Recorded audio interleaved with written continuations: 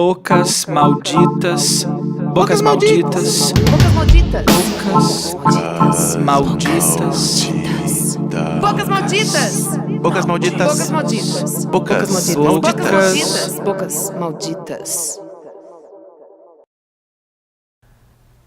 Essa é a sessão de entrevistas do site Bocas Malditas, em que a gente apresenta conversas com artistas de Curitiba sobre suas trajetórias e sobre seus trabalhos. Hoje a gente conversa com a Nene Noe, que é atriz, diretora e produtora de teatro. Sejam bem-vindas e bem-vindos ao Bocas Malditas. Nena, obrigado por ter aceito o convite de conversar com a gente. Eu queria começar convidando você a falar um pouco sobre a sua formação em teatro e também sobre as suas principais referências. Então, obrigado você, né, Chico, por estar fazendo esse trabalho. Eu fiz o curso permanente de teatro do Teatro Guaíra, estou falando da minha formação em teatro, né? Que é o CPT, o extinto e famoso CPT, que era um curso ligado ao Teatro Guaíra, que eram 4 anos de curso, das 7 da noite às 11, todos os dias. E eu me formei nesse curso, que era um curso livre, porque naquela época não tinha faculdade, não tinha escola profissionalizante. O curso que profissionalizava era o CPT. Mas assim, eu entrei no primeiro ano, daí saí, porque eu já fui... O que eu fui trabalhar? Não, eu fui ganhar filho. Eu fui ter meu primeiro filho, eu fiquei grávida. Então eu saí e voltei 2 anos depois numa outra turma que já estava, e nessa turma eu fiquei até o final. As minhas referências são pessoas, as minhas referências. O Laerte Ortega, que foi um diretor daqui de Curitiba. Eu, quando entrei no primeiro ano do curso, ele já me chamou para fazer um trabalho, precisava de alguém para fazer uma menina. Eu tinha 17 anos. E eu fui fazer essa menina e nunca mais parei de atuar. E eu comecei com o Laerte Ortega, que era um visionário, era um diretor, autor, ator, compunha, escrevia. Ele juntava as pessoas na casa dele para comungar, para compartilhar, para criar, para fazer tudo junto. Fazia comida, as pessoas dormiam, transavam, era tudo ali. Era a década de 70, final da década de 70. E o Laerte Ortega era um cara que tinha um olhar sobre o teatro. Ele era um apaixonado pelo teatro, ele vivia de teatro. E graças a Deus, o meu primeiro diretor foi ele, porque eu me contaminei pelo Laerte Ortega até hoje. Um cara que que Curitiba, a maioria das pessoas nem deve saber, as pessoas que fazem teatro hoje nem devem saber quem foi o Laerte Ortega, a não ser a minha geração. Um cara importantíssimo para o teatro, autoral, de espetáculos autorais, de escrita autoral, de pensamento autoral. Então a minha formação foi com o Laerte Ortega. Eu fiz parte do grupo Nós, que era um grupo de teatro, que eu fiquei um tempo. Eu venho de grupo, a minha formação é de grupo, a minha referência é de grupo, apesar de que de uns 3, 4 anos eu parei com isso. Parei de insistir nesse formato de grupo. E o formato de grupo, para mim, falando em referência, é o formato de grupo da década de 70, que não funciona mais. E que funcionou, né, num momento, e que não funciona mais. Mas eu insisti nesse modelo de grupo durante um tempo, e finalmente me libertei desse modelo também, porque tem uma hora que você tem que dizer ok, né? Então agora eu namoro com outros grupos, com outras pessoas, e não sou de um grupo específico, né? Mas a minha referência é de grupo, o meu pensamento é coletivo, a minha relação de trabalho, mesmo com atores que eu convido e que só fazem aquele trabalho, é um trabalho que tem uma referência de grupo para mim. Eu cobro isso até, às vezes não devia, né? E por isso que eu tô agora nesse lugar um pouco mais tranquila com relação a isso. Laerte Ortega, eu trabalhei com o Ademar Guerra, fiz 3 trabalhos com o Ademar Guerra, ele fez 4 trabalhos aqui em Curitiba, eu fiz 3 trabalhos com ele. Ele é um mestre, um mestre da atuação, de ator, de saber de ator. A minha referência de direção e de atuação hoje é do Adhemar Guerra. Por exemplo, eu comecei com o Laerte, mas a minha referência estética não é do Laerte, é do Adhemar Guerra, que é um ator em cena, um bom texto e uma referência, uma sugestão de cenário que, enfim, que é muito parecido com o que eu faço hoje, né, na direção, o que eu faço hoje na minha atuação. O meu último trabalho tem muito do Adhemar Guerra. Adhemar Guerra é um paulista que veio para Curitiba para fazer um teatro de comédia do Paraná. Ele fez a Colônia Sicília, trouxe a Renata Palottini, dramaturga, para ir fazendo o texto junto. Eu não entrei, eu com essa cara de italiana, não entrei na Colônia Sicília. Foi um dos momentos muito tristes para mim, porque eu queria muito trabalhar com aquele homem. E eu sou uma mestiça de japonês, né? No máximo uma cearense, né? Tem gente que acha que eu... Enfim, e era para falar sobre a Colônia Sicília, que era uma colônia anarquista, portanto, era uma turma que veio da Itália e que não sou eu.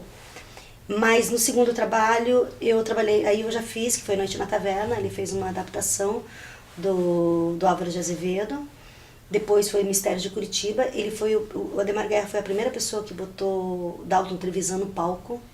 E o Dalton Trevisan saiu daquele lugar de ser um escritor de pornografia, que era assim, um pornógrafo. Descobriu o humor do Dalton Trevisan, que tem, né, aquela ironia do Dalton, trouxe para a cena do Guairinha, um espetáculo lindo chamado Os Mistérios de Curitiba. E depois o Vampira Polaquinha, continuando, né, o Dalton Trevisan, e que ficou 7 ou 8 anos em cartaz. Foi um fenômeno. O espetáculo era muito parecido, isso que eu falo, que eu bebi muito do Adhemar Guerra. Ele era despojado, por exemplo, Os Mistérios de Curitiba, ele tinha um grande cenário, ele tinha uma árvore imensa que ela abria e aconteciam as coisas ali, tinha uma ambientação de cenografia. Tinha uma vitrola, tinha cama, tinha mesa, No Vampira Polaquinha tinha o mínimo necessário. E o Adhemar Guerra dizia o seguinte: olha, meu cartão de visita para Curitiba já foi nos Mistérios, agora é a Vidinha Misha, agora é Dalton Trevisan na veia, né? E eu gosto dessa Vidinha Misha, a minha referência é um pouco dessa Vidinha Misha, assim, eu sou um pouco do submundo, eu tenho um pouco essa atração mais pelo pobre, pelo sujo, do que pelo princês, né? Que era uma expressão do Adhemar, pra gente não interpretar princês, que interpretar princês não existe. E eu acho que minhas duas grandes referências, assim, é o Laerte Ortega e o Adhemar Guerra. Nena, você falou um pouco sobre o teatro de grupo, década de 70. Eu queria te convidar a falar um pouco disso e também um pouco do espaço cênico, que e foi tão importante para o teatro aqui em Curitiba. Que você contasse, dividisse um pouco como foi a experiência de fazer isso tudo acontecer. Então, você sabe, Chico, assim, que eu nunca programei nada na minha vida, nem os filhos. Quando eu vi, já estava grávida. Então, assim, eu não programei que eu ia abrir um espaço, que ia virar um espaço de formação, de pesquisa, de referência, né? Quando eu vi, eu já estava fazendo, porque eu desde 1978, eu comecei a viver de teatro. Então, eu dava aula, eu viajava pela Secretaria da Cultura, dava umas oficinas, fazia peça, e sempre fiz muita peça, sempre atuei muito. E eu estava fazendo um espetáculo em Novelas Curitibanas, que eu não lembro qual, possivelmente Vampira Polaquinha, e uma turma de alguém que dava aula lá, acho que do Fernando Klug, tinha cedido a quantidade de pessoas para dar aula, e o Paulo, que era a pessoa lá que administrava o Novelas, falou: Nena, você não quer dar aula aqui para essa turma e tal? E dei aula para essa turma. A gente criou uma peça chamada Atrás da Porta, que eram textos, que era uma miscelânea de textos do Rubem Fonseca, do Rafael Camargo. Eu misturei, era um espetáculo basicamente de mulheres, porque tinham 2 homens e umas mulheres muito boas, assim. E eu fiz esse espetáculo. Por que eu comecei a falar disso? É por causa de outra coisa. Sobre o espaço cênico e... O espaço cênico. E aí essa turma, você vê a coisa do grupo, né? Eu montei essa peça, a gente apresentou, foi um sucesso, voltava gente, as pessoas não conseguiam entrar, depois a gente foi pro Mini, era uma peça de curso, de uma oficina, não era para ser tão... Enfim, e foi um sucesso, e a gente foi pro Mini, e foi não sei pra onde, e aí acabou, porque a minha relação com elas, de dar aula, tinha acabado. E aí, algumas delas falaram, Nena, mas não, você tem que continuar dando aula pra gente e tal. E eu fazia 20 coisas ao mesmo tempo.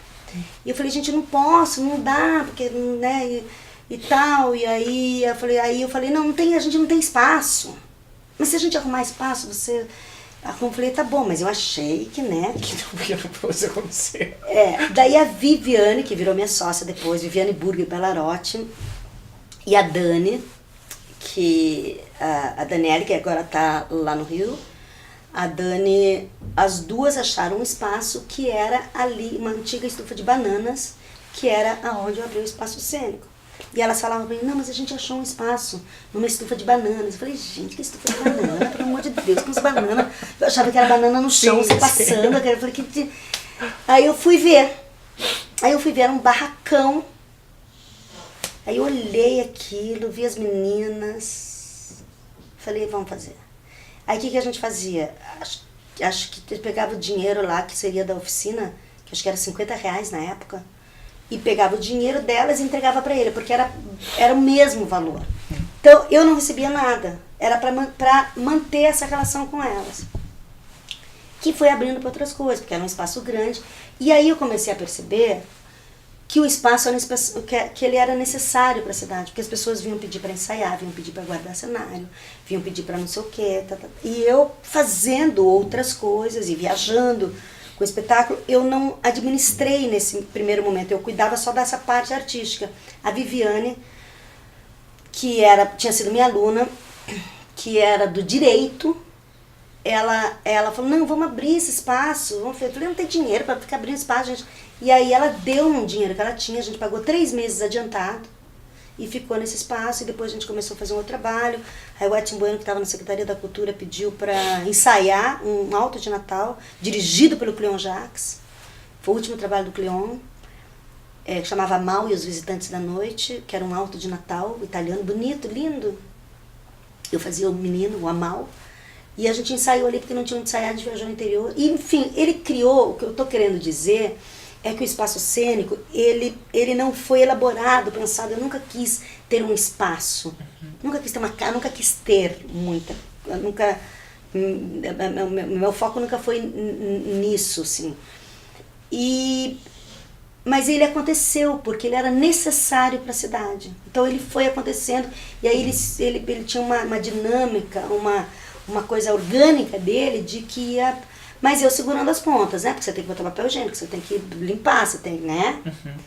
E eu fiquei 16 anos nesse lugar, né? E aí, em 2000, o Luiz Melo, que era meu amigo já há um tempo, que estava no Rio, em São Paulo, acho que ele estava em São Paulo, estava no Rio, estava na Globo, já acho. Enfim, o Melo, ele vinha pro espaço e aí eu dava aula, dava oficina, fazia as coisas. E ele ficava assim, olhando assim, né? Eu tava na aula, ele ficava assim, olhando o espaço. Porque era um espaço atípico, né? E aí o Melo um dia me liga e falou, Nena, você quer... Vamos tocar esse espaço juntos e tal? Porque era difícil segurar a onda, né? O espaço alugado. E aí ele veio, a gente ficou 1 ano, ele e o Fernando Marés, reformando o espaço, que ficou lindo, porque o Melo é muito cuidadoso, é muito, né, é muito desse lugar da decoração, da arquitetura, ele é muito, e eu não, sou muito largada, aí aqui ó, esse negócio, né, tudo virado. E ele ficou 1 ano, e o Fernando Maré, cenógrafo, que tinha esse cuidado também, ficou 1 ano reformando, mudou o nome de Espaço Cênico para ACT, Ateliê de Criação Teatral, e a gente abriu esse espaço, consegui um apoio, um patrocínio, que foi a única vez em 16 anos que a gente teve um apoio, durante 2 anos, da Celepar, que possibilitou que a gente fizesse um núcleo de pesquisa teatral, e que a gente ficou 8 meses, é que o núcleo de pesquisa era um sonho do Melo de trabalhar com um grupo de pessoas, não necessariamente de atores, e a gente ficou trabalhando em cima de um tema que era a relação entre o homem e o cachorro. A gente ficou 8 meses trabalhando, ensaiando, levantando, exercitando, fazendo, em modo de processo e tudo. Eu falei que a gente era íntimo dos cachorros. A gente passava na rua e falava, oi, aí, tudo bem? Você porque assim, a gente sabia tudo de cachorro. E aí a gente convidou o Aderbal Freire Filho, que veio e fez um trabalho com a gente. Outro mestre. Eu tenho sorte nos mestres. Eu tive sorte na vida. Assim, as pessoas que eu encontrei, sabe, assim, e que eu encontro, que poderia não ter passado por essas pessoas. Enfim, e aí a gente abre o núcleo de pesquisa teatral. Eu continuo fazendo os outros projetos, por exemplo, o Ciclo Multiárea, que eram uns trabalhos que não tinham a ver só com teatro, convidando outras pessoas de fora. Então veio aí, sei lá, Rigo Barnabé, a Mira Haddad, Marcelo Mazagão, enfim, o povo da cultura popular. A gente fazia umas oficinas dessas pessoas também. E o Melo coordenava esse núcleo de pesquisa e eu dava aula para uma outra turma à noite, que acabou se misturando, a gente virou um núcleo, só algumas da turma da noite foram para a turma da tarde, enfim. E a gente ficou com esse trabalho, o Melo ficou no espaço cênico até 2009, aí ele saiu, o Fernando saiu logo no início, acho que ficou uns 2 ou 3 anos, que criou o núcleo de cenografia. O Melo sai em 2009, entra o Felipe Hirsch, com a Sutil Companhia de Teatro, que é um grande amigo. E o Felipe foi, na verdade, para não fechar o espaço. O Felipe foi porque ele queria, de alguma forma, estar solidário ao trabalho e ao espaço. Então ele se instalou lá com a Sutil Companhia de Teatro, ensaiou, o escritório era lá, enfim. Eu produzia a Sutil durante um tempo, eu sou parceira da Sutil. Aí o Felipe ficou lá até quando, não lembro exatamente. Aí ele saiu, entrou o Edson Bueno, do Grupo Delírio. Quando o Edson entrou, eu já estava um pouco, porque aí eu fiquei 10 anos sem atuar. Porque eu segurava toda a onda, porque as pessoas entravam e saíam, e eu continuava. Uhum. E então, aí eu volto a atuar com Murro em Ponta de Faca, com o Paulo José, eu criei um projeto. Nessa época o Melo já não estava, tava o Edson, acho que era do Grupo Delírio. E aí eu vou ensaiar no Rio, e enfim, e a peça acontece, a gente viajou com essa peça os 4 anos agora, a gente vai viajar com essa peça agora em agosto de novo. Ela é, né, um tema importante, né, fala sobre ditadura militar no Brasil, fala sobre exilado político. É Boal, é Paulo José, aí outro, eu falo que eu tenho sorte, né.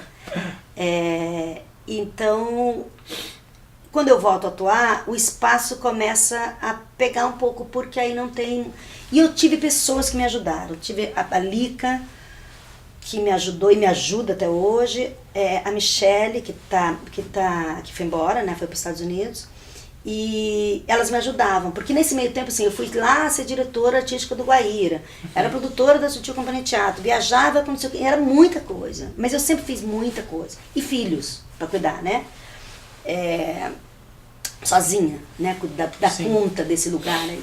Minha mãe, né, uma época, minha irmã morreu, minha mãe morreu, enfim, mas aí quando o Melo sai, eu volto e retomo o Espaço Cênico, o nome Espaço Cênico, que é até hoje. E em 2013, estava difícil, porque eu não parava mais também, tinha que administrar ali, o aluguel era muito caro. Em 2013, no dia 1º de dezembro, que é o dia do meu aniversário, eu sou péssima de data, mas essa eu sei, eu fiz uma festa, convidei as pessoas, falei quem quisesse, né, quer levar o figurino, leva, se quiser pagar alguma coisa, paga, se não quiser, leva, e as pessoas levaram. E eu nunca mais voltei, sei lá, 2 anos depois. E vi que realmente tinha tirado das costas esse peso, porque assim, o espaço cênico e o ateliê de criação teatral foram muito importantes. E quando eu vejo hoje as pessoas convidando para mostras de processo, para a dramaturgia, né, criada junto, trabalhar sobre um tema e não sobre um texto, fazer oficinas de outras áreas que não necessariamente só de teatro, ter uma biblioteca, abrir para ver outras referências. Eu acho que são tudo netos e filhos do ACT, do Ateliê de Criação Teatral do Espaço Cênico, porque isso não tinha naquele momento, não dessa forma, né? Então eu acho que cumpriu o que tinha que fazer. A gente contaminou bastante. Eu encontro pessoas até hoje que nem são de teatro, às vezes, que iam nos encontros necessários, que foi outra coisa que inventei, que era um sábado por mês. Depois comecei a fazer todo sábado, toda tarde de sábado. As pessoas iam lá para discutir outras coisas. Então ia, sei lá, ia bombeiro discutir sobre patrimônio, material. E eu encontro pessoas até hoje que falam, nossa, eu fui aquela vez para falando sobre chamava o Carlito Azevedo para falar de edição, que legal. né, de literatura, enfim. Então assim, junto com o Corona daqui, com o Fábio Campana, juntava as pessoas que são desse lugar, não interessava muito que lugar que estavam, mas o que elas faziam pra gente dialogar, trocar e misturar. E as pessoas iam, porque era tudo gratuito, porque a gente acolhia bem, tinha um fomento ali, tinha uma efervescência ali, né?